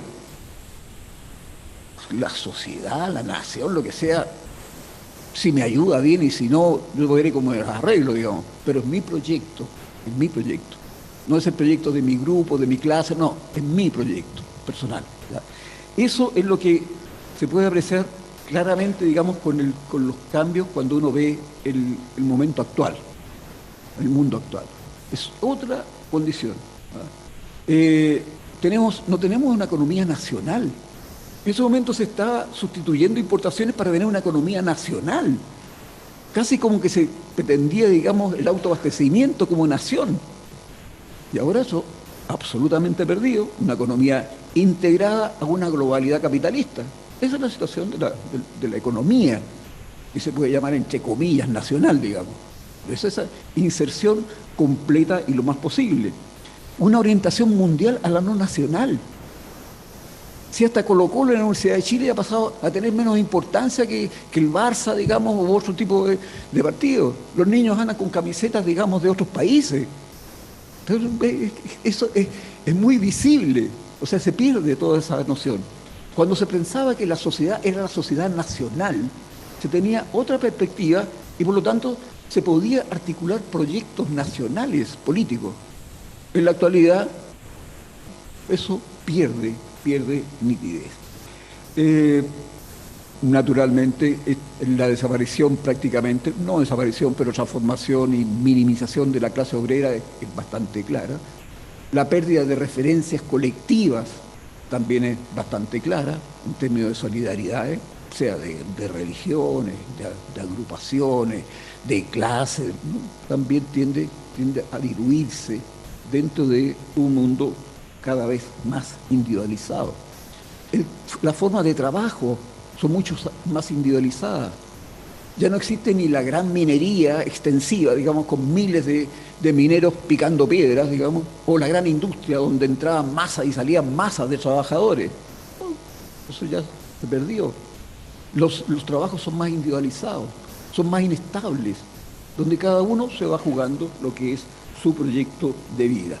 Organizaciones sociales y políticas débiles, debilísimas, casi inexistentes las organizaciones políticas.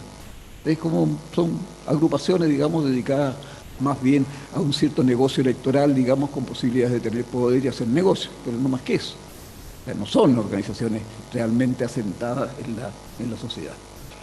Y eso acompañado con lo que ocurre a nivel mínimo, que es a nivel de la familia. Pierde relevancia la familia, porque la familia es inicialmente una asociación económica. Eso es. Y se deja de hacer economía, pierde sentido la familia. ¿Para qué necesita juntarse en la familia si lo que se necesita es tener dinero en el bolsillo para comprar en el mercado? Pero no necesito que me colabore nadie en la familia. Yo voy y compro los bienes o compro los servicios en el mercado. No tiene mucho sentido. Y cualquier estadística que se vea al respecto va a demostrar que esta cosa de la familia, si persiste algo, es algo que es bastante diferente de lo que alguna vez fue. Una cosa que se está pasando, que se está yendo. Y eso va también acompañado de otras cosas.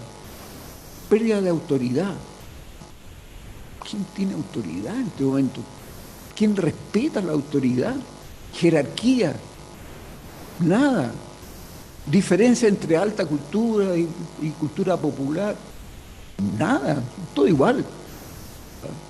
La diversidad vale. Todo vale. Todo vale. Porque cambió la situación. Cambió la situación básica de la economía. Cambió el tipo de familia que se trata. Cambió la forma de organización social. Cambió la posibilidad de tener proyectos sociales. Ahora los proyectos, les insisto, son individuales. Entonces, en esas condiciones, en las que, más o menos, estoy hablando bien rápido porque quiero cerrar antes que se vayan, llegamos a lo que he sostenido algunas veces, digamos. Estamos ya en la más característica sociedad de masas. Ahora, no una sociedad de masas entendida como los primeros críticos, digamos, más bien nostálgicos de la aristocracia proclamaban, como Ortega y Gasset, por ejemplo, que es la aparición de los muchos, o sea que se llena todo, está todo lleno. Acostumbrada a la aristocracia, digamos, a ser ella la que estaba y nadie más. Ahora estamos llenos, estamos ocupados.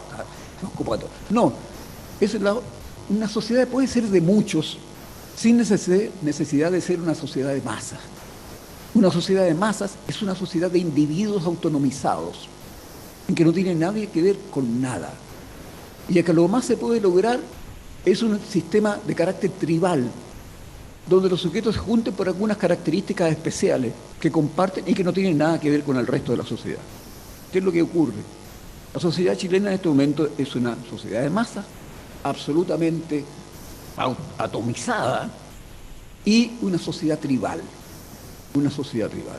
Lo cual, para cerrar, me permite plantear que a lo mejor estamos en el eterno retorno, porque de las sociedades tribales pasamos a las sociedades nacionales, y como ahora volvemos a las sociedades tribales, a lo mejor vamos a volver a las sociedades nacionales. Gracias.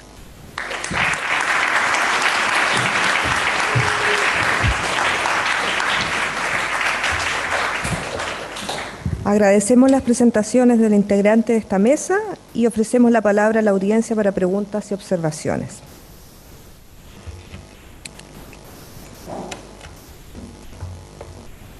¿Alguien?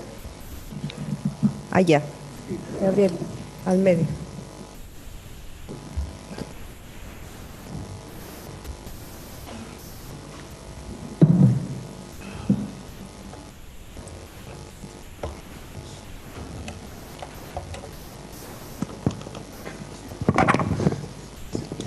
Hola, yo tengo una pregunta. Es como, ¿cuál es el rol de la cultura como en el avance, retroceso de la derecha en Latinoamérica, como siendo esta tan volátil actualmente?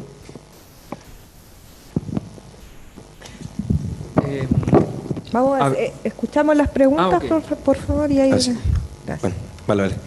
La otra pregunta dirigida hacia Bolufa específicamente es que hace pocos días salió la noticia de una delegación que iba a cargo de Iracy Haller, si no me equivoco, en Estados Unidos sobre la desclasificación de ciertos documentos.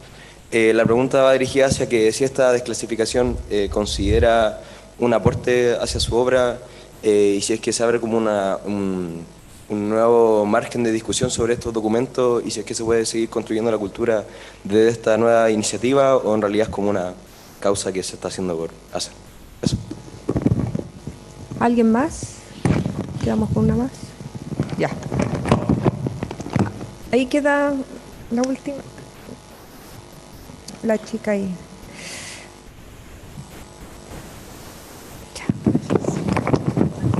Quería preguntar si es que como estas lógicas como que usted menciona se deben como a valores precapitalistas, por ejemplo, como los que habían en la UP. Ya. Gracias. Ahora va la respuesta.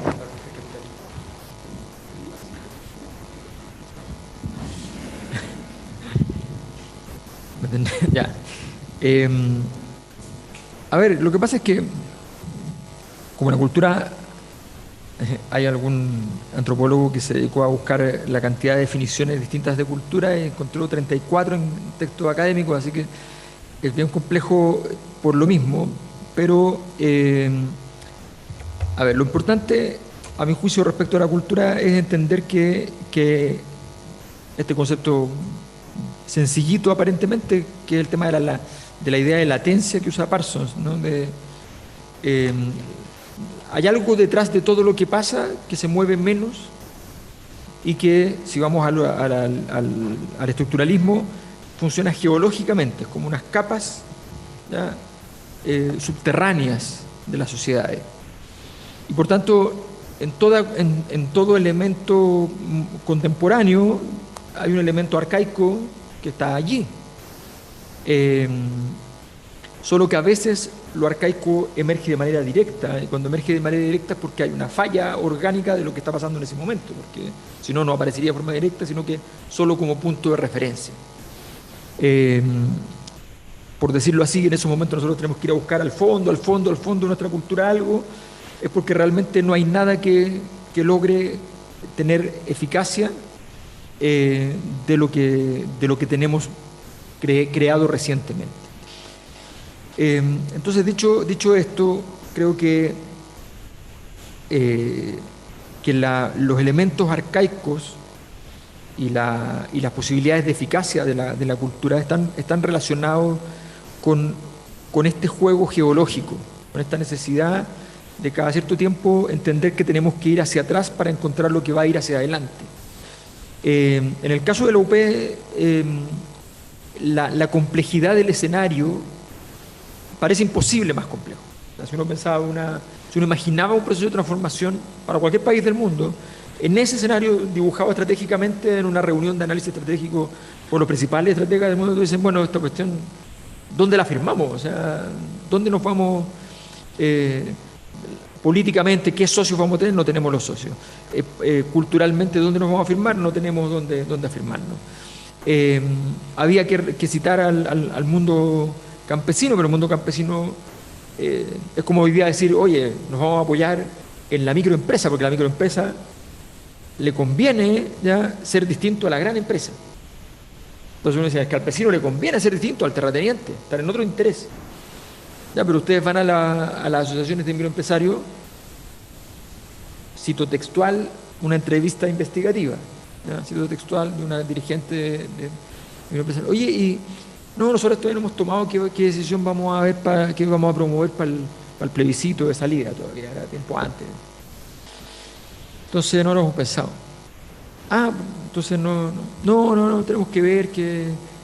¿Ustedes han entrevistado a gente de las grandes asociaciones empresariales? Sí. ¿Qué dicen? No, dicen que van a rechazar. Entonces vamos a rechazar. Entonces así textual. O sea, entonces no funciona así que uno dice, no, pero es que es obvio que el campesino va a funcionar distinto. No, porque hay bases culturales. Cuando tú vas en contra de tu costumbre, es súper simple, a todos nos ha pasado, te da mucho miedo. No porque el otro te puso miedo, también puede el otro ponerte miedo y te da más miedo, ¿ya? Pero te da miedo porque sí. porque estás yendo contra toda tu actuación normal. Entonces, la importancia de tener un camino por donde avanzar es cuando te llegan los problemas, tú no digas, bueno, me voy a devolver, sino que finalmente la razón por la cual alguna vez un militar me dijo una cosa bien interesante. Sus clases, era un profesor, pero las clases no eran tan buenas, pero este profesor era muy interesante. Dice, para que a nadie se le ocurra llamar a los militares para grandes dificultades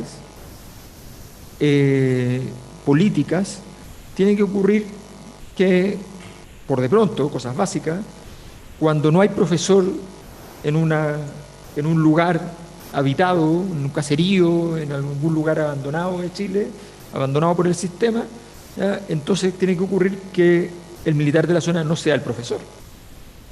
Porque si cada vez que algo está fallando, ¿ya?, tú vas y tienes que llamar al militar, entonces cuando falla la política vas a llamar al militar. Y en ese juego la base cultural era tan fuerte, que los que evitaban el golpe llamaban a los militares. Volvemos a ese hecho que es imposible, no merece interpretación. Los que evitaban el golpe llamaban a los militares y los que querían el golpe llamaban a los militares. Es algo que efectivamente se produce de ciertas maneras en todos los países donde hay en ciernes un golpe, que es el contacto con el militar, pero no el contacto subrepticio, este es un contacto oficial, que entren al gabinete, que se hagan cargo de la política. Si a mí me llaman para hacerme cargo de la política, tengo que sostener todo me pregunto yo, ¿y por qué no me pasan todo? Porque, ¿me entienden? ¿Por qué voy a tener un jefe si tengo que hacerme cargo del problema? Entonces, esa dinámica creo que es bien interesante entender, y ahí es donde nosotros culturalmente había un vacío que se llenó como se llenó. Sí, yo quería tal vez no pensar tanto como la cultura, porque la cultura son una serie de factores, ¿no? Pero sí puedo pensar en la importancia del arte, de las artes, dentro de sociedades y sociedades como las nuestras, que viven en estado de shock, ¿no? Que es como la definición que hace Naomi Klein, ¿no? Una sociedad que no sabe lo que le está pasando nunca, porque esa es su condición colonial, está en un permanente estado de shock, ¿no? Y esa es la doctrina del shock a la que ella se refiere, ¿no? Y mantener a la sociedad en un estado de shock que le impide poder decir, mira, en realidad está pasando esto, está pasando esto otro, o va a pasar esto, o pasó esto otro. Toda esa confusión narrativa y la imposibilidad de construir un relato puede llegar a ser muy nocivo en una sociedad, ¿no?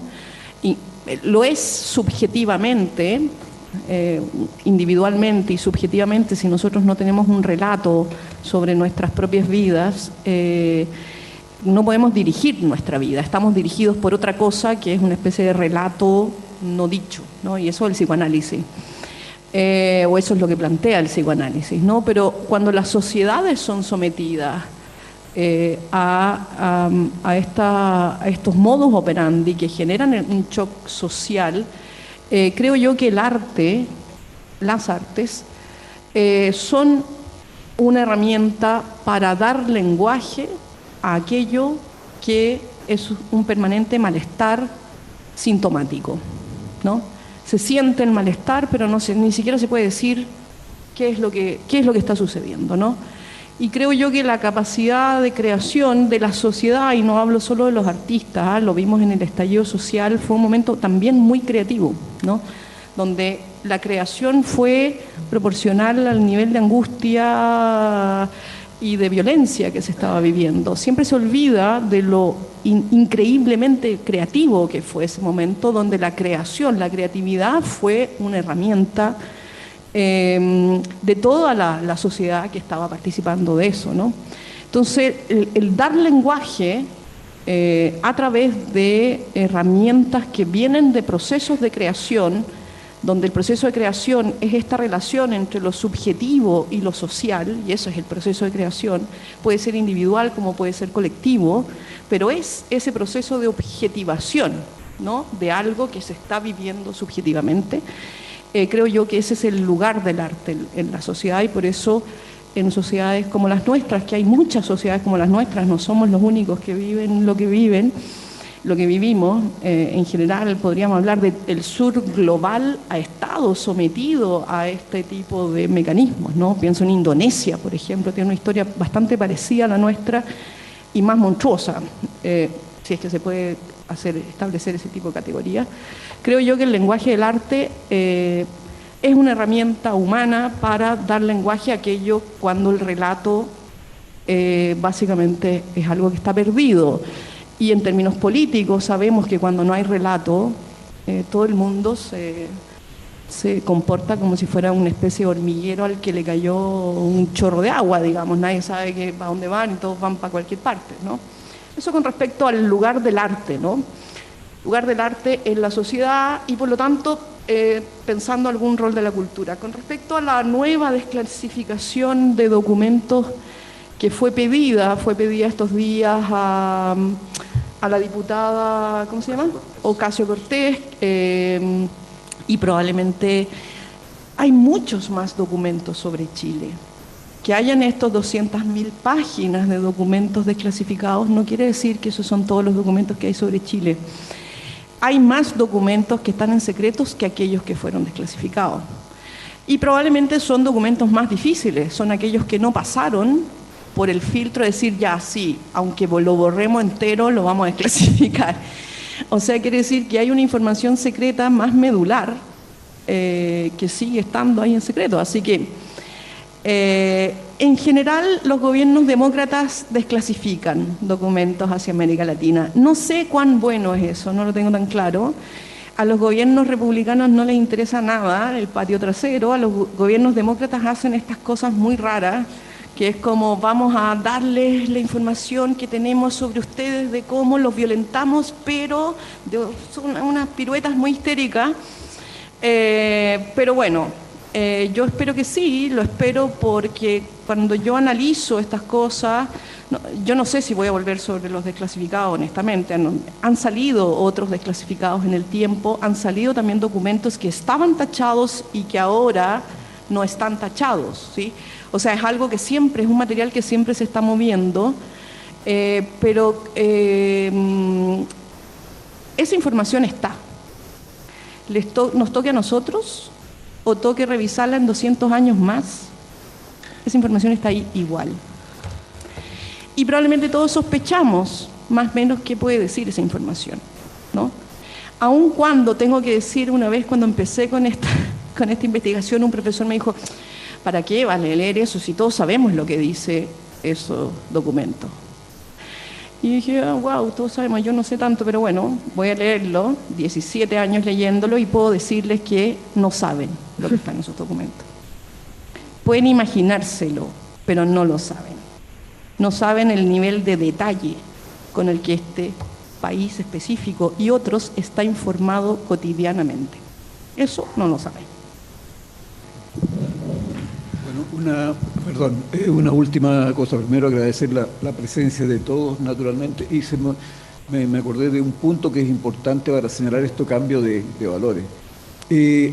A la Unidad Popular se le acusó de muchas cosas, pero nunca se le acusó de robo. Nunca se le acusó. Primero los militares exhibieron que se habían arrancado con varios millones de millones. Nunca, jamás hubo nada. Nadie robó un peso. En la actualidad, como todo está mercantilizado y todo lo que se quiere es obtener dinero, los negocios más turbios ocurren a nivel de la empresa, de la política y de todo. Y a nivel informal, se llaman delincuencia, narcotráfico, lo que sea, digamos, todo está detrás del dinero porque todo está mercantilizado y obviamente eso es lo único que vale, es el dinero. Bueno, pero eso para cerrar mi presentación. Pero lo que más me interesaba es agradecer a todos y ojalá tengamos otra oportunidad. Gracias. Las últimas palabras. Al finalizar este seminario se agradece muy sinceramente la asistencia de todos ustedes y la atención prestada a su desarrollo. Se tiene también especial agradecimiento a los y los expositores en los distintos temas, como también a quienes han colaborado desde distintas tareas a la realización de este seminario. Muchas gracias a todos y todas y esperamos haber cumplido con las expectativas de mejor comprensión de los temas tratados. Buenas tardes.